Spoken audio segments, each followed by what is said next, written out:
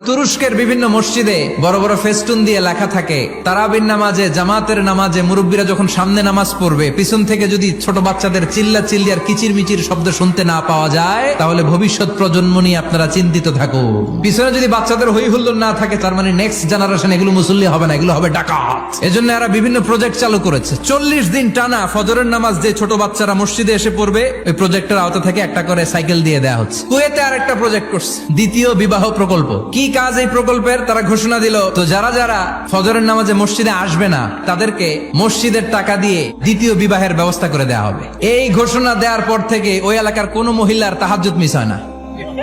ফজর তো অনেক দূরে, তাহাজ্জুদের সময় থেকে হাজবেন্ডের ডাকা শুরু করে, মসজিদে যাও। অনেক দেশে তারাবি পড়েছি রামাদানে, ছোট বাচ্চারা পিছনে অনেক কিচির মিচির করে। হঠাৎ অ্যানাউন্সমেন্ট দেয়, বাবা মারা ছেলে মেয়েদেরকে শান্ত করেন। কিছুক্ষণ শান্ত, 2 রাকাত পর আবার চিল্লাচিল্লি। এজন্য ছোট বাচ্চাদেরকে মসজিদ থেকে তাড়িয়ে দেওয়া যাবে, এদেরকেও নিয়ে যান।